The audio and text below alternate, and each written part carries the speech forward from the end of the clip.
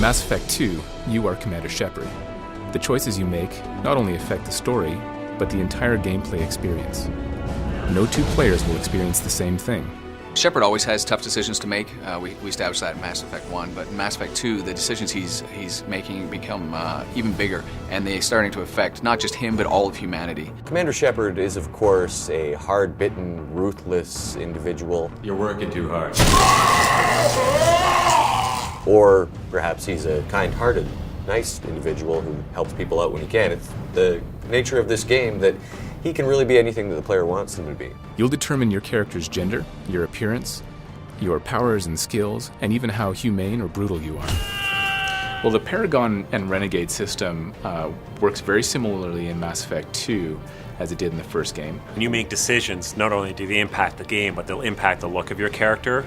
It's actually your Paragon Renegade status that affects whether you're able to charm or intimidate somebody. Time to spill a little merc blood. Glad to see you haven't changed. This game, we wanted to give you the ability to personalize your armor. You can choose color, tint, there's camouflage, there's striping, there's various material variants. You get the armor that performs the way you want it and looks the way you want it. The player will appear in all cutscenes exactly the way they want to appear. So all their armor will be there, all their exact guns. So that's really exciting because it helps to draw the player that much more into the cinematic experience because that is their character playing out that adventure. Well, I think everybody loved the idea that you could go off the beaten path of the story and explore the galaxy.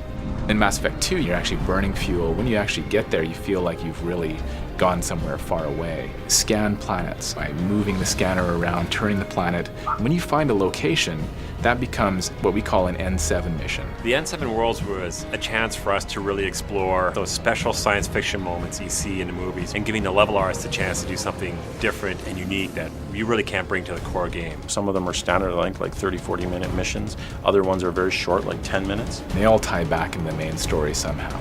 They relate to the Collectors, they may relate to the Reapers, ongoing stories with various mercenary groups, Cerberus. These things are all kind of woven through the expanded galaxy. They're optional. You don't have to go out and do these things. But because the idea of Mass Effect 2 is getting ready for a suicide mission, you want to make sure that you have all the upgrades that you need.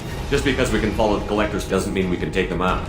I don't want to go after them until I know we're ready. If you don't have your guns upgraded, for example, on the Normandy, there will be repercussions in the endgame for not having that. So it's obviously in your best interest to go out and make sure that you explore and do these research missions. Mass Effect 2 is your story. How will you play? The more people we have on our side, the better our chances of success. Shepard!